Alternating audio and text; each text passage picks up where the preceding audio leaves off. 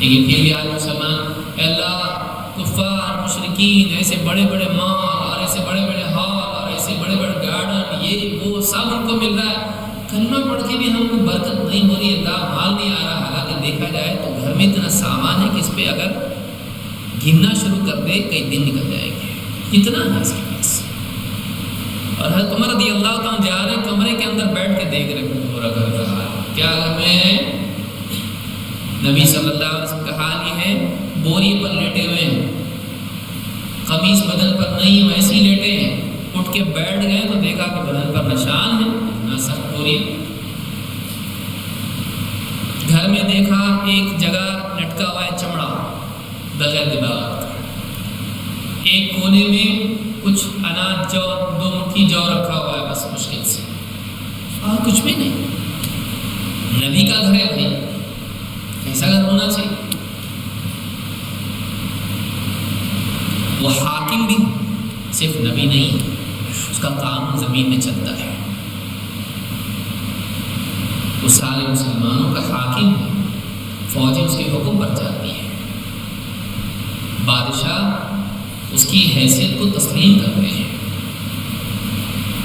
تو اللہ کو رو دی، کہا یا مایوکی کا ابن الخطاب، اے خطاب کے بیٹے کیوں روتا ہے؟ نبی کیوں روتا ہے؟ تو مت دیکھیے آپ ایسا انسان کہ جس کو دیکھ کے شیطان اپنا راستہ بدل لے،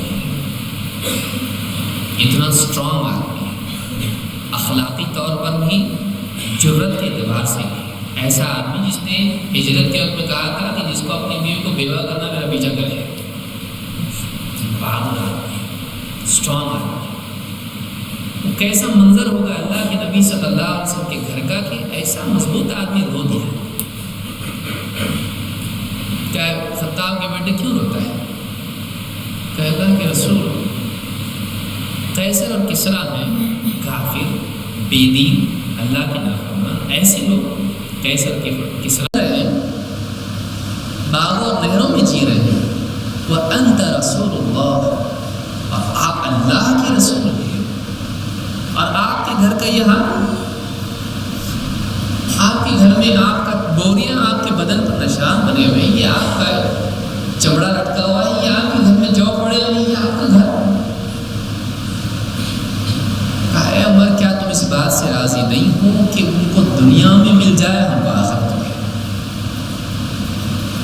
ان کو دنیا میں مل جائے ہم کو آخرت میں۔ مومن ایسا ہوتا ہے،